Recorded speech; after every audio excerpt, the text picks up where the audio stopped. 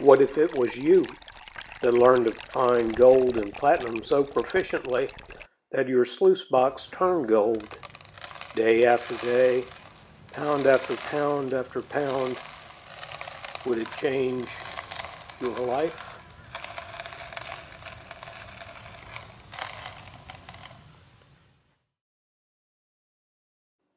You may have heard the oft-repeated line that the gold prospectors of the 1800s found 90% of the gems and minerals. But if you saw a modern geological map of just how extensive the gold and gem fields are, even in the east, up through Alabama, Georgia, all the way to New York and Maine. If you knew that these fields also extended in the west, in New Mexico, up through Colorado, Wyoming, out through Arizona, the heavy and rich mother lode area of California, up through Oregon, Washington State,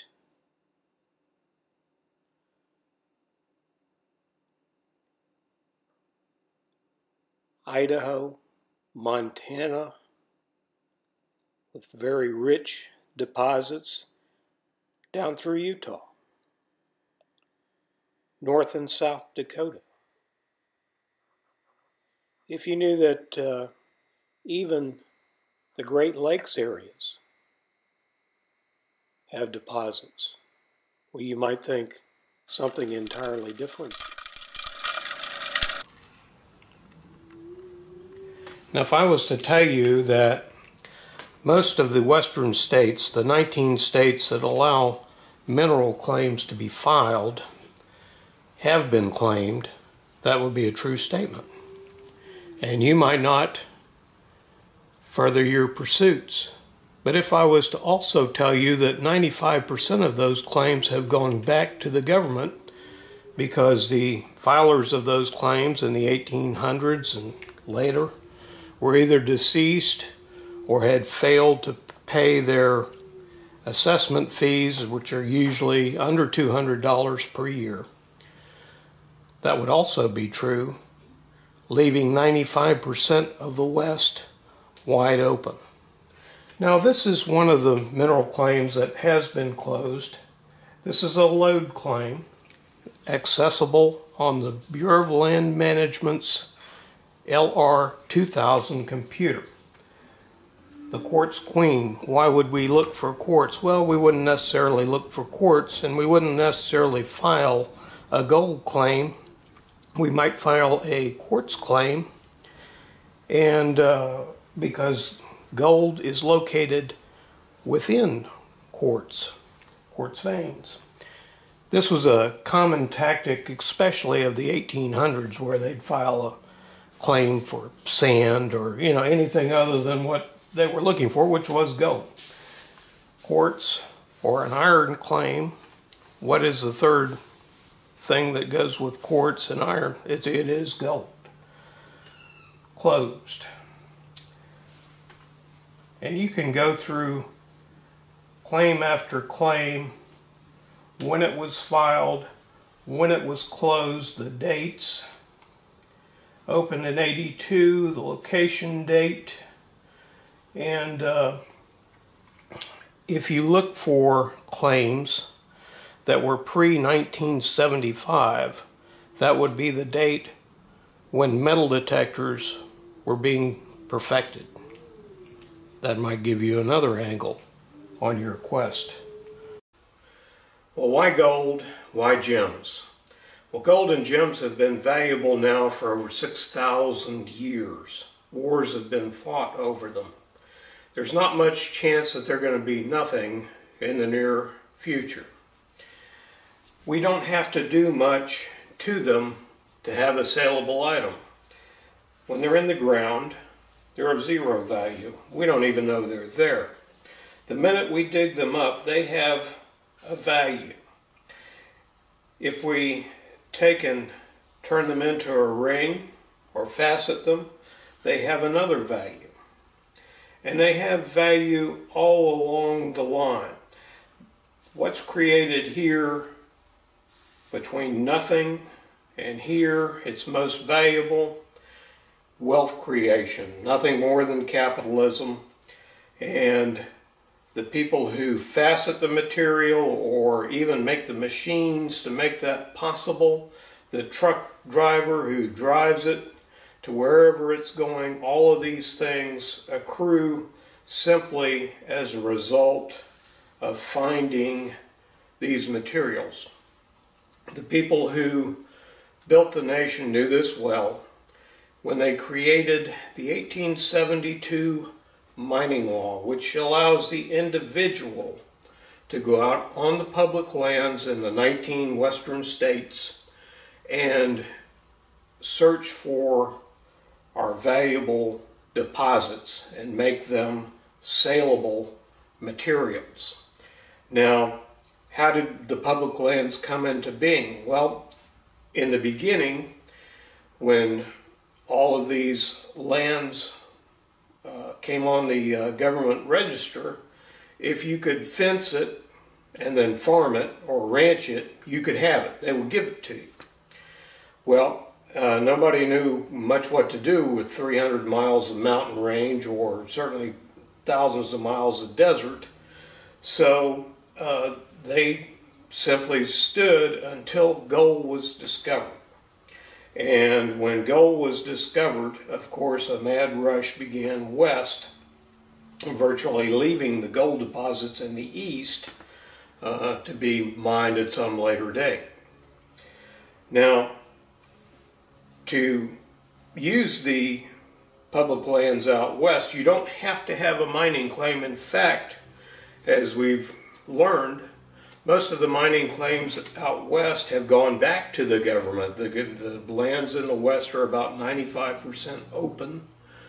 You can simply take the old paperwork and refile on those claims, and voila, you have a new claim. And if you're interested in that, you would go to the you begin by usually going to the county courthouse, pulling out a paper on filing a claim, pay the appropriate fee. You have your points of your 20 acres figured out, your markers. This can be a GPS coordinate, and then you're going to convert that into an old system that was based on Taylor's squares, a warfare system, township and ranges, and describe these points. Now, from there you're going to take that paperwork, send it to the Bureau of Land Management, and they're going to refile that as a claim, and you're going to pay your appropriate fee to them. All of this is not costly at all. But if you want to do that, you're already on YouTube, and you're going to need to go through filing a claim, the Bureau of Land Management LR2000 computer system. You want to go through videos on that and learn how to use it. Now, valuable materials on the public lands can go far beyond gold, and if you take and look at this particular rock, you can see that there's veins in it. That's because it's actually, at one time it was a tree. This is petrified wood. We can simply add value to it by putting on a face, drilling a couple of holes. Now we have a pin set, and we've gone through this entire scenario with nothing more than a rock. All right, let's all do an exercise here. This is the belt that extends right on up into Maine, and I'm just going to zoom right in. All right, I'm going to grab it, come down in here. Let's get nice and tight. All right, here's my counties. I want to know what this material is, so I'm just going to click on it. material here is. All right, here is the report for that latitude, longitude. Now, where this information originally came from was the Bureau of Mines, and this was all folded into the USGS in the 1990s. Now, what you want to know is what this is. Low sulfide gold quartz vein. And where that's important to you is you're going to take and you're going to overlay your street so you know where you are. The GPAA farm claim is in this area in here, and you're going to then overlay your rivers and streams and creeks, and where those go through these areas, that's where gold is being redeposited continually. That's why every time we go to certain locations, we find gold, because the stream action is renewing that gold deposit continually. So if a claim, let's say we've got a claim in here that hasn't been active since the 1800s, do you think you could probably find gold with your modern methods and your modern metal detectors? Well, you know, I think you could. All right, now I'm up here in the northeast. Here's Maine, just down from Maine. I'm just going to click on this group right here, get a report. All right, and what have we got? We can come down. We've got our latitude, longitude. We can come right on down. Pegmatites. And if we read on through the report, this is igneous rock. And what do we have associated with igneous rock? Well, gemstones. Now I'm in New Mexico, and here's Texas. I'm going to click on this little area here. Igneous rock. Olivine basalt. So I'm already thinking gemstones. All right, now we're in Arizona. Let's take a look at this piece of ground right here. See what that is. Massive sulfide Curacao deposit. These were formed in hydrothermal environment, and it is a deposit that is rich in copper, silver, gold, very, very rich ground. The big mining companies look for this word, Curacao deposit. Oregon side of the line here, and I'll just click that. Low sulfide, gold, quartz, vein. All right, let's take a look at Idaho. Low sulfide, gold, quartz, vein. All right, we're in Washington State, and let's just for grins, let's see what this material is.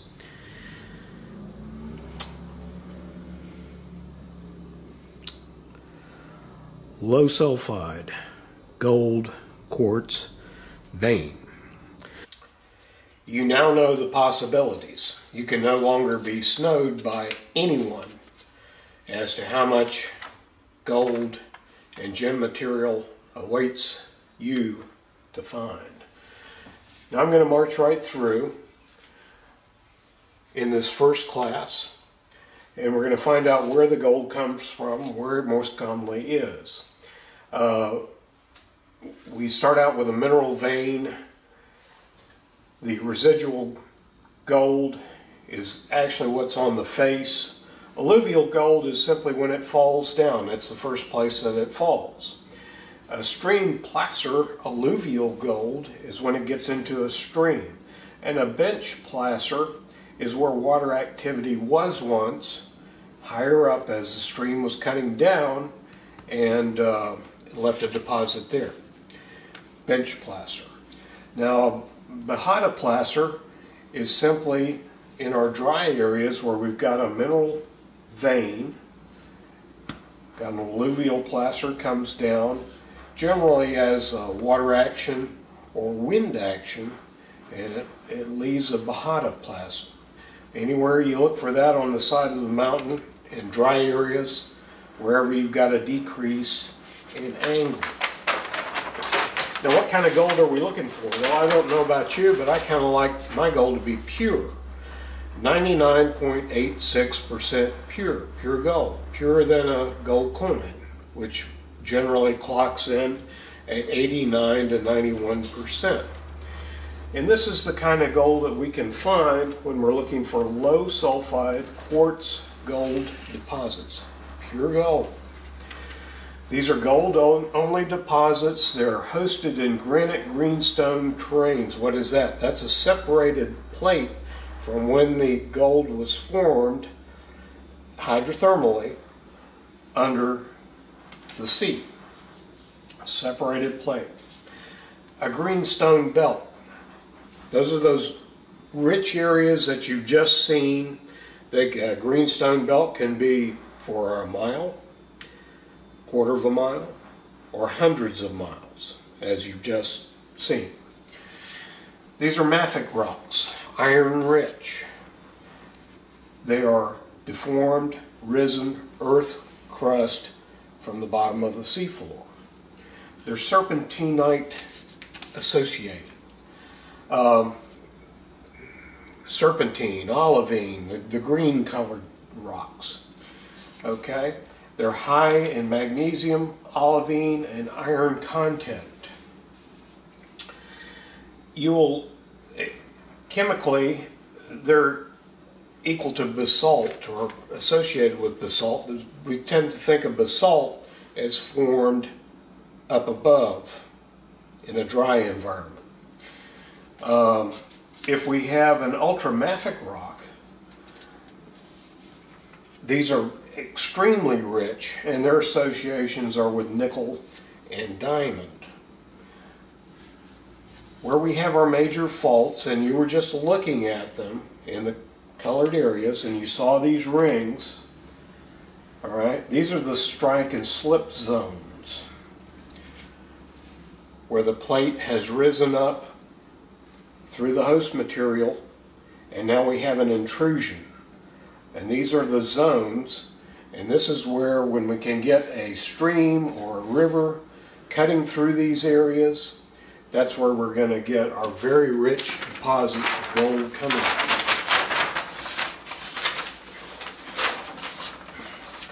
Now, when gold is formed, and I wasn't there billions of years ago, but this makes the most sense to me from what the geologists say.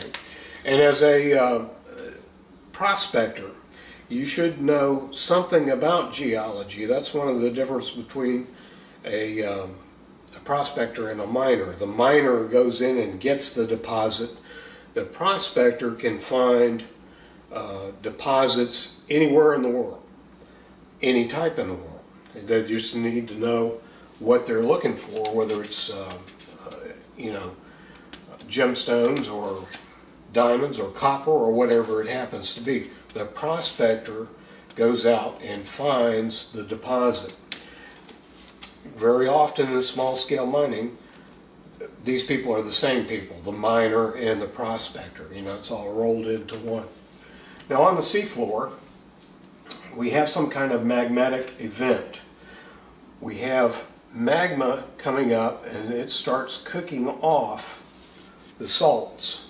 So we get a freshwater environment. The salts form sulfur, a sulfur cap, where gold can be created. We need fresh water to form gold. Now, since we have low salinity here, but we're cooking, we get high CO2, gold is formed. And the way to kind of think about this is like a pressure cooker. All right? It's pressure cooking in here. We have our heat right here. And at some point, this breaks off and starts rising through the Earth crust. Now, what we need is slow cooling, because when we have slow cooling, that gives time for the same metals of like kind to find each other and coalesce in a pool. So when they separate, and they separate it out due to their temperatures, we get pure vein formation, or large crystals in the gemstone world. So pure veins of gold, that's what we're looking for. Okay. When this cap breaks off, we have, if you've ever, anybody who's ever rubbed sulfur, you know it's like ball bearings. So this kind of ball bearing transport, as the plates of the Earth slip, they take and raise this portion, and that's how we get our granite greenstone terrains pieces on the surface. There's a lot more underneath that we don't see. So we don't know exactly how deep they are to this day. Now, the earth plates on the Pacific side, the Atlantic side, the earth plates are coming together like this, which forms mountain ranges coming up.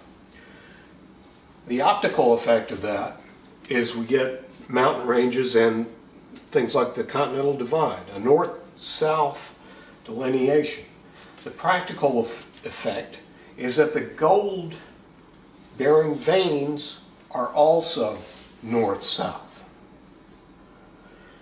And where the mountain ranges are, since they're going north and south, we get weather systems which come up against those mountain ranges and form our weather and cut the mountain ranges with east and west flowing streams. And it's only where those streams flow east and west that we actually got our first indications of where gold and gems were. So you can see, since we only know about the gold and gems that are cut from east-west water flow, you could easily guesstimate that 90% of our gold and gemstones are unknown to us. They have yet to be found. The old-timers, when they found a stream, they would find gold, gold, gold, no gold, and then they would start looking up on either side, north-south, and they would look for the deposit, and that's how you would find your lode gold, or your gold that you would dig for in the mountains. All right, for this first lesson in gold, I wanted to show you where the gold was, how it was formed, and what the possibilities were. And we'll see you in the next class.